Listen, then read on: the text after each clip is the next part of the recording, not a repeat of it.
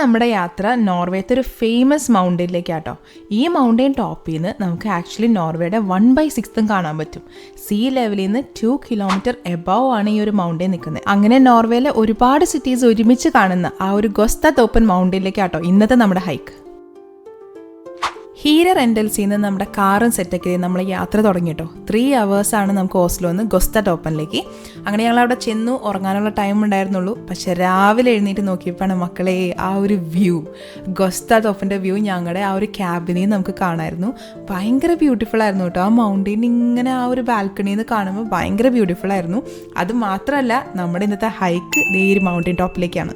ഞങ്ങൾ സ്റ്റേ ചെയ്ത ക്യാബിൻ ഗൊസ്ത ബ്ലിക്ക് എന്ന് പറയുന്ന സ്ഥലത്താട്ടോ. ഇവിടെ നിറയെ ക്യാബിൻസ് ഉള്ള ഒരു പ്ലേസ് ആണ്. ഞങ്ങളുടെ ഫ്രണ്ടിൻ്റെ ക്യാബിനിലായിരുന്നു ഞങ്ങളുടെ സ്റ്റേ.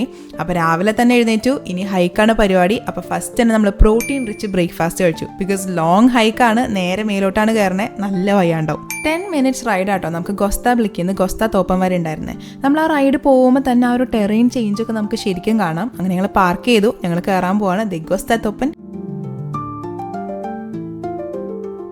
ഹൈക്ക് സ്റ്റാർട്ട് ചെയ്യുമ്പോൾ തന്നെ നമുക്ക് അവിടെ ഒരു മാപ്പ് കാണാം കേട്ടോ. അപ്പോൾ നമ്മുടെ സ്റ്റാർട്ടിംഗ് പോയിന്റും എൻഡിങ് പോയിന്റും നമുക്ക് അവിടെ കാണാം. അവിടെ നോക്കുമ്പോൾ 4.9 kilometers and 3 hours ഹൈക്കാണ് ഇനി മേലോട്ട്.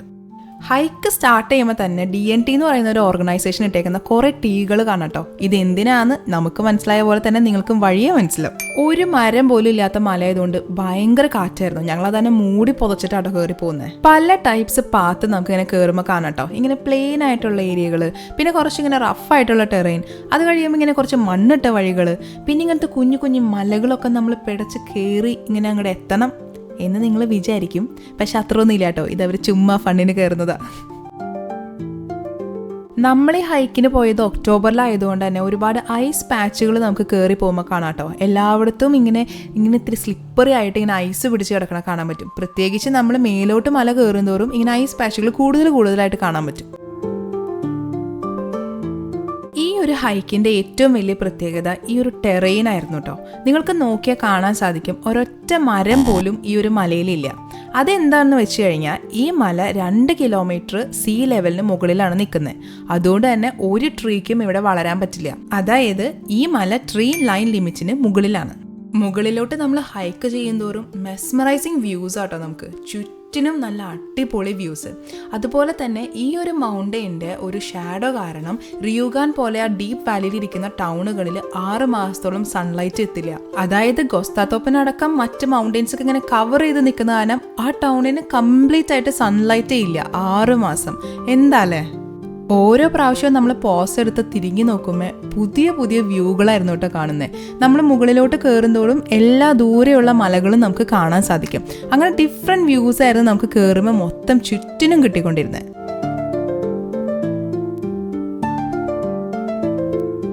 നോർവേയിലെ ഹൈക്കിങ്ങിൽ സ്ഥിരമായിട്ടുള്ള കാഴ്ചയാണ് ദേ ഇങ്ങനെ കുറേ പട്ടിക്കുട്ടന്മാർ. അവരും നമ്മുടെ ഒപ്പം തന്നെ ഹൈക്ക് ചെയ്ത് പോകുന്നുണ്ടാവും. ഞങ്ങളുടെ ക്യാബിനും ഞങ്ങൾക്ക് പോകുന്ന വഴി സ്പോട്ട് ചെയ്യാൻ പറ്റിയിട്ടോ. അങ്ങ് ദൂരെ കാണുന്നത് ദേ അത് നമ്മുടെ ക്യാബിനാണ്. ഒരു അവാർഡ് കിട്ടിയ സന്തോഷത്തിൽ ഇത് അവിടെ നിന്ന് വരുന്നത് ഞങ്ങളുടെ ഫ്രണ്ട് വിക്ടോറിയ കേട്ടോ. അവിടെ നിന്ന് എവിടെന്നോ കിട്ടിയ ഒരു മഞ്ഞുകട്ടയും പൊക്കി പിടിച്ചിട്ടാണ് വരവ്. ആ വരവ് കണ്ടാലേ അറിയാം എന്തോ ഒരു ദുരുദ്വേഷമുണ്ട്.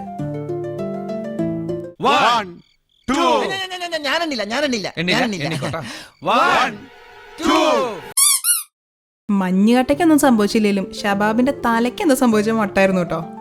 ദിപ്പ് അങ്ങ് എത്തുന്നു വിചാരിച്ചിട്ടാട്ടോ ഞാൻ കയറുന്നേ. അപ്പൊ നോക്കിയപ്പോ 2.5 kilometer കൂടി. എന്റെ ദേമിന് 2.5 kilometer കയറാൻ എനിക്ക് വയ്യ. ഈ മല എന്താ കയറിയിട്ട് എത്താത്തെ എന്ന് ഞാൻ ശരിക്കും ചിന്തിച്ചു പോയി. ബിക്കോസ് എപ്പം നോക്കുമ്പോഴും നമ്മൾ ശരിക്കും ആ ടോപ്പ് പോയിന്റിന് അടുത്തെത്തുന്ന പോലെയായിരുന്നു കേട്ടോ തോന്നിയിരുന്നേ. ഹൈക്ക് ചെയ്യുമ്പോൾ നമുക്ക് നന്നായിട്ട് സൺലൈറ്റ് ഒക്കെ ഉണ്ടായിരുന്നു കേട്ടോ. അത് കാരണം തന്നെ നല്ല ഭംഗിയായിരുന്നു. ഇനി നമ്മൾ ടോപ്പ് വ്യൂവിൽ എത്തുമ്പോഴും ഈ ഒരു സൺലൈറ്റ് ഉണ്ടാവണമെന്ന് പ്രാർത്ഥിച്ച് നമ്മൾ അങ്ങ് കയറിയ. ഞങ്ങളുടെ കൂടെ ഉണ്ടായിരുന്ന ഫ്രണ്ട് കൃഷ്ണനെ കാണാണ്ടായിട്ടോ. പിന്നെ അവനെ സൂം ചെയ്ത് കണ്ടുപിടിക്കേണ്ട അവസ്ഥയായി. ഈ കല്ലുകളുടെ കൂട്ടത്തിൽ ഇതവിടെ പോകുന്നുണ്ട്, നമ്മുടെ കണ്ണെത്തും ദൂരത്ത് അവനുണ്ട്. മൗണ്ടൈൻ്റെ ടോപ്പിലേക്ക് അങ്ങ് കയറി എത്തിയപ്പോഴാട്ടോ നമ്മൾ വേറൊരു കാര്യം ശ്രദ്ധിച്ചേ, എല്ലാ കല്ലുകളും നല്ല ഗ്രീൻ കളറിലിരിക്കുന്നു. അപ്പോൾ നമ്മൾ അടുത്ത് പോയി നോക്കിയപ്പോൾ എല്ലാ കല്ലുകളുമേയും ഒരു ഗ്രീൻ കളർ സാധനം ഇങ്ങനെ കവർ ചെയ്തിരിക്കുന്നത് കാണാൻ പറ്റും. ഈ ഒരു ഓർഗാനിസത്തിന്റെ പേരാണ് ലൈക്കൺ. അതായത് ഈ ആൽഗയും ഫംഗസും ഒരുമിച്ച് ജീവിക്കുന്നതാണ് ഈ ലൈക്കൺ. എക്സ്ട്രീം ആയിട്ടുള്ള എൻവയോൺമെന്റ്സിൽ ജീവിക്കാൻ പറ്റുന്ന ഒരു ഓർഗാനിസമാണ് ഇത്. എയർ ക്വാളിറ്റിയുടെ ഒരു ഇൻഡിക്കേറ്റർ കൂടിയാണ് ഈ ലൈക്കൺസ്. അതായത് ഏറ്റവും അടിപൊളി എയർ ക്വാളിറ്റി ഉള്ളിടത്താണ് നമുക്ക് ഇതിനെ കാണാൻ പറ്റുള്ളൂ. ഹൈക്കിൻ്റെ ഏറ്റവും ഡിഫിക്കൽട്ട് പാർട്ടോ നമ്മളിപ്പോൾ കയറിക്കൊണ്ടിരിക്കുന്നത്. അത് നമുക്ക് ശരിക്കും ഫീൽ ചെയ്യും, ശരിക്കും വയ്യാണ്ടാവും നമ്മൾ ഈ ഒരു ഭാഗം കയറുമ്പോൾ. പക്ഷെ അവിടെ നിന്നുള്ള വ്യൂ ഒരു രക്ഷയുണ്ടായിരുന്നില്ല, ഭയങ്കര ബ്യൂട്ടിഫുള്ളായിരുന്നു. നമ്മൾ മേലോട്ട് എത്തുന്തോറും ബ്യൂട്ടി ഇങ്ങനെ കൂടിക്കൊണ്ടേയിരുന്നു കേട്ടോ. ഫസ്റ്റ് വ്യൂ പോയിന്റിലേക്കുള്ള പടികളാട്ടോ നമ്മളിപ്പോൾ കയറിക്കൊണ്ടിരിക്കണേ. അങ്ങനെ ഫൈനൽ പടികൾ കയറുമ്പോൾ ഇങ്ങനെ ക്യൂരിയോസിറ്റി ആയിരുന്നു. അത് ദേ ഇവിടെ എത്തിയപ്പോഴാട്ടോ എൻ്റെ പൊന്നോ ഒരു രക്ഷയുണ്ടായിരുന്നില്ല. ഇത് നമ്മുടെ ഫൈനൽ വ്യൂ പോയിന്റ് അല്ല, എന്നാലും അവിടെ നിന്നുള്ളൊരു ഭംഗി അങ്ങോട്ട് പറഞ്ഞറിയിക്കാൻ പറ്റില്ല. ഭയങ്കര രസമായിരുന്നു, നമുക്കത് വിശ്വസിക്കാൻ പറ്റുന്നുണ്ടായിരുന്നില്ല. ഇത്രയും നല്ലൊരു വ്യൂ നമ്മൾ അവിടെ നിന്ന് ഇങ്ങനെ കാണുമ്പോൾ ഭയങ്കര ഒരു ഫീലായിരുന്നു. ഫസ്റ്റ് വ്യൂ പോയിന്റിൻ്റെ അവിടെ നമുക്കൊരു കുഞ്ഞ് കഫേ ഉണ്ട് കേട്ടോ. അപ്പം ഞങ്ങൾ അവിടെ നിന്ന് ഒരു വാം ചോക്ലേറ്റ് ഒക്കെ ഓർഡർ ചെയ്തു. അങ്ങനെ നോക്കിയപ്പോൾ അവിടെ ഒരു ടണൽ, എന്നാൽ പിന്നെ അവിടെ എന്താണെന്നൊന്ന് പോയി നോക്കണമല്ലോ. അപ്പം ഞങ്ങൾ ആ ടണലിൽ കൂടെ ഒന്ന് പോയി നോക്കി. അവിടെ കുറച്ച് ഫോട്ടോസൊക്കെ വെച്ചിട്ടുണ്ടായിരുന്നു. പണ്ട് ഇത് ബിൽഡ് ചെയ്യുമ്പോൾ ഫോട്ടോസ് ആണെന്ന് തോന്നുന്നു. പിന്നെ അങ്ങനെ ഫൈനലി പോയി കഴിഞ്ഞപ്പോഴാണ് നമുക്കത് മനസ്സിലായത്. ഈ മൗണ്ടൈൻ്റെ ഉള്ളിൽ കൂടി ആക്ച്വലി ഒരു ലിഫ്റ്റ് ഉണ്ട്. അപ്പം നമുക്ക് ഇങ്ങനെ നടന്ന് ഹൈക്ക് ചെയ്ത് തന്നെ ഇവിടെ എത്തണം എന്നില്ല. ഈ ഒരു ടോപ്പ് വ്യൂ ആസ്വദിക്കാൻ പ്രത്യേകിച്ച് പ്രായമായിട്ടുള്ളവർക്കൊക്കെ വരണം എന്നുണ്ടെങ്കിൽ ഈ ലിഫ്റ്റ് കയറാം. അപ്പോൾ ഈ ലിഫ്റ്റ് അവസാനിക്കുന്ന ആ ഒരു ടണലിന്റെ പോയിന്റ് ആണ് നമ്മളിപ്പോൾ കണ്ടത്. റൗണ്ട് ട്രിപ്പിന് അഡൾട്ട്സിന് വരുന്നത് 495 നോക്കും, പിന്നെ ചിൽഡ്രൻ എബവ് 5 year oldന് വരുന്നത് 300 നോക്കുമാണ് കേട്ടോ. നമ്മുടെ ഹൈക്കിന്റെ അവസാനത്തെ പടികളാട്ടോ നമ്മളിപ്പോൾ കയറിക്കൊണ്ടിരിക്കുന്നത്. നമ്മുടെ ലൈഫിലായാലും എന്തൊരു കാര്യം നേടിയെടുക്കാനായാലും നമ്മളിങ്ങനെ 1 step at a time എന്നല്ലേ പറയാം. അങ്ങനെ ഓരോ പടികളും കയറി ഓരോ കല്ലും ക്രോസ് ചെയ്ത് അങ്ങനെ 3.5 മണിക്കൂർ നമ്മൾ കഷ്ടപ്പെട്ടതിൻ്റെ ഒരു റിസൾട്ട് വ്യൂ, നമ്മുടെ ഫൈനൽ വ്യൂ പോയിന്റിൽ നമ്മൾ ദേ എത്തി.